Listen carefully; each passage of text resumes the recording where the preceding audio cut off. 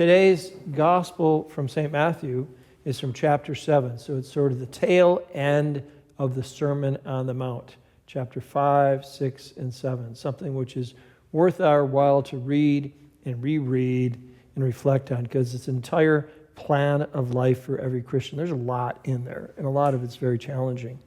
But Jesus is encouraging us today, directing us to reflect on his words and make them part of our life. And if we do so, it's like building a house on a rock. How timely this is for our listeners in Florida after their hurricane season.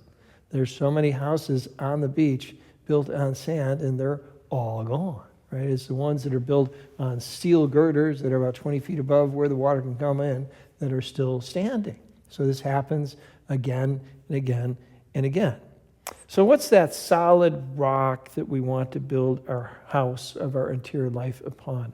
It's a solid rock of daily prayer and daily attendance at Mass and the Holy Eucharist. And it's very important for us here at Relevant Radio because what we're trying to do is pretty big when you're reaching 275 million people on radio stations and potentially billions of people through the internet. And so you up the ante. The devil cannot be happy about that.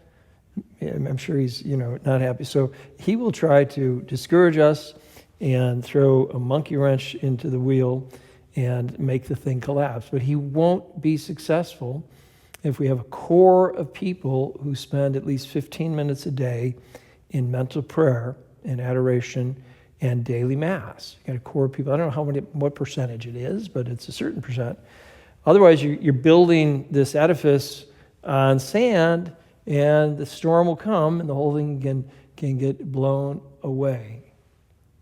Now, keep that thought in mind and reflect on the life of the North American martyrs, the Jesuit martyrs, St. Isaac Jogues, St. John de Brebeuf, St. Charles Lalemant. Because I remember being there in September of 1984 when the Pope went to visit them, and we spent the whole night outside in the drizzling rain, right? But we were young, and it was September 15th, and we felt if we saved that spot, we might be able to meet the Pope in the morning, and we did. And as the sun was coming up, there was somebody in our group who was reading the Jesuit Relations.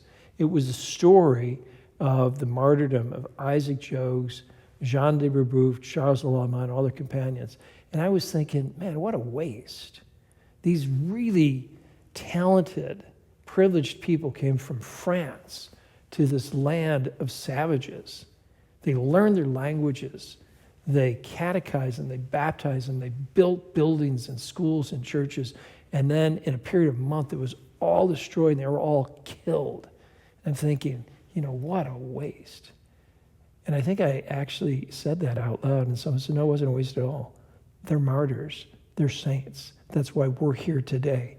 You can't remember anyone else from 1640 who lived around here, but you can remember them. You'll always have their example. That takes faith, right? Because it could seem like the whole thing was washed away, but it wasn't washed away because they had that real sanctity. Of course, it takes eyes of faith to see that because it can seem like a paradox.